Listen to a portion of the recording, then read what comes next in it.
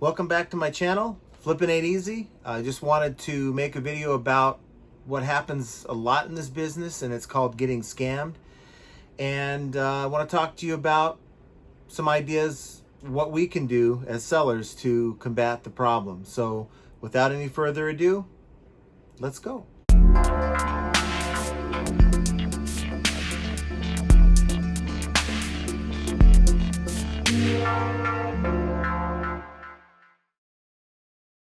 So I'd say about 98% of the buyers on eBay are honest people. They have a problem, they have a return, it's going to be legitimate, it's, not going to be an issue, it's not going to be a scam. But we're talking about scamming. So that 2%, I'd say 1 to 2% of the eBay population are scammers. Now, from what I understand, dealing with liquidation, buying Amazon liquidation, I would have to say about 5 to 10% of your Amazon customers that do returns are scammers. So scamming, what is a scam? What kind of things can buyers do to scam you? Well, you see many videos out there on YouTube where usually it has to do with the return.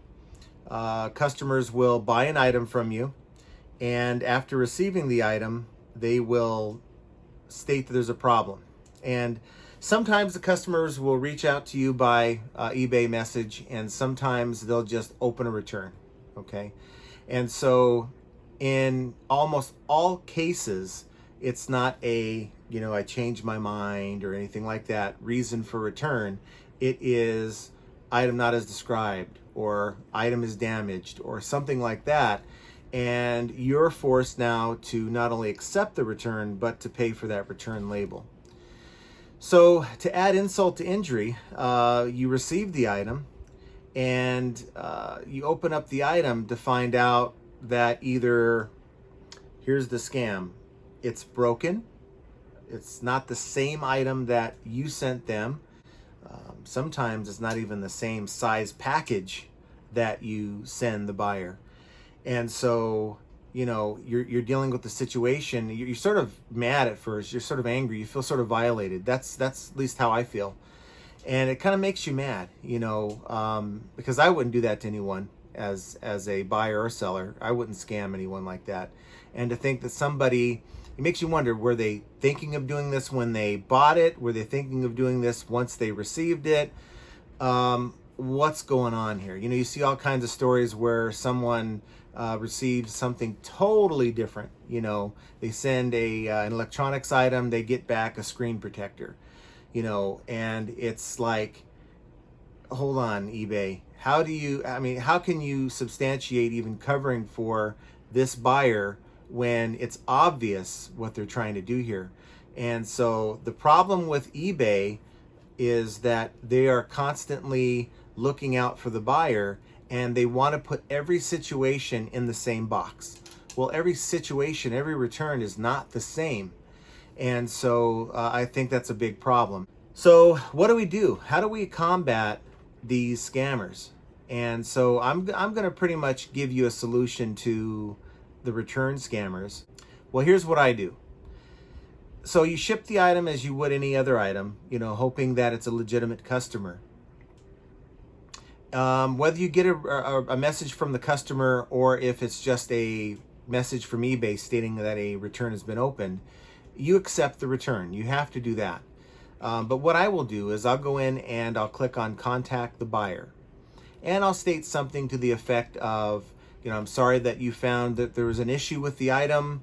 I give them instructions to please package the item the same way you received it. Make sure you return all items that came with the item that was shipped to you. And upon receipt, I am going to inspect this item and double check it against the serial number. If it's more of an expensive item, I will have taken note of the serial number, and it should be one of my pictures in my listing. Some people go as far as putting some kind of a mark of some sort where the barcode is or the serial number is, or something that can actually be seen under a black light. I don't go that far. I simply have the serial number, and I let them know. I state to them, as long as all that checks out, I will process the refund back to you. However, if I find that there's missing accessories, if the item is not packaged the way I packaged it to you and something happens to the item en route on the way back to me, if it gets broken, or if it's not the same serial number, you're not going to get a full refund. Okay, and so of course I don't go into that long-winded thing on that message, but I make it clear. Package it, include all the accessories, and as long as the serial number checks out and it's the same item that I shipped to you, then we're good. Otherwise, you will not get a full refund. So I think by setting that, putting that out there, I think I've squashed a lot of scam returns by simply laying the ground rules for them and stating what my intentions are. And by seeing that, they pretty much just decide not to bother. Has that prevented all scams? No, it hasn't. But I can tell you, I've sold over 2,000 items last year, at least, maybe closer to 3,000 items, and I've only dealt with about 3 or 4 scams, return scams. And so that's a lot lower than 1% to 2% of those questionable buyers. And it's all about communication. You really need to communicate with your buyer and let them know what you expect when they return that item, because it prevents a lot of misunderstandings. It prevents them from just throwing it in some random box or package and then it comes to you broken. Now, that's happened to me before, but it's not because I didn't say anything. So you always want to make it clear to your buyer what your expectations are, and you do it in a nice, polite way, but you do it in a way that makes them understand that they are accountable for what they send back to you. So I think that is a big part of it, is your communication. How do you communicate with your buyer? I think that's going to be a big part of, even if a return is open, a legitimate return is open. If you are quick to communicate with your buyer, they are going to be more patient with you rather than hitting that return button.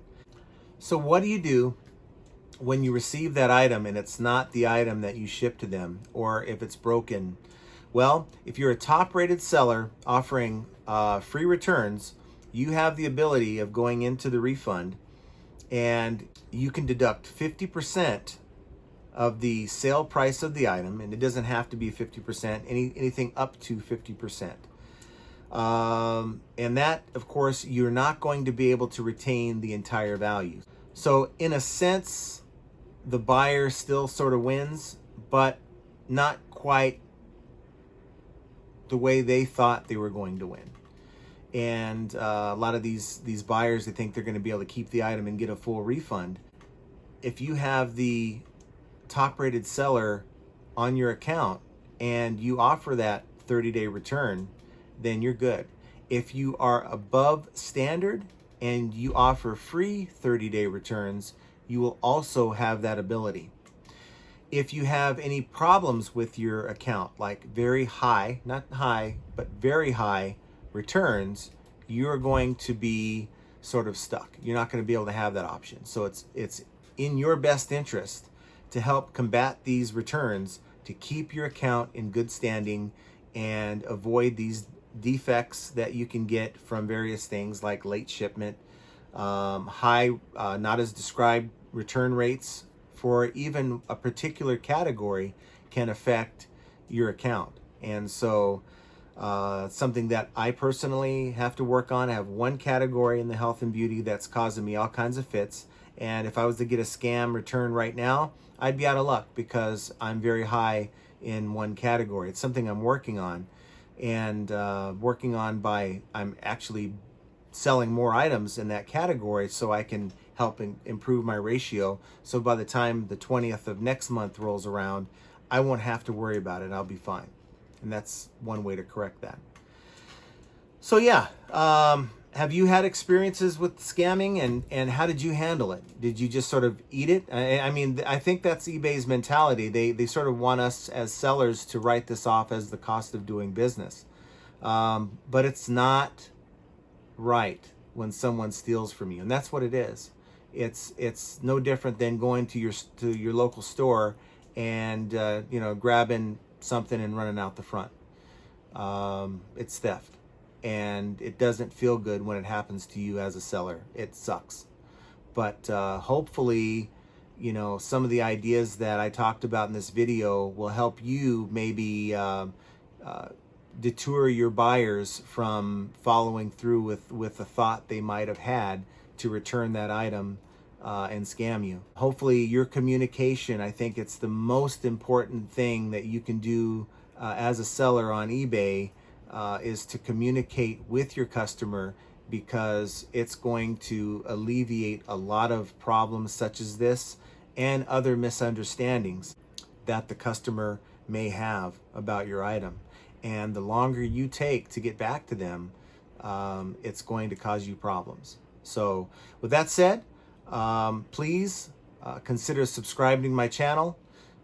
Please, if you like the content, please hit that like button, and look out for some more videos coming very soon. Thank you for watching my video, and we'll talk to you next time.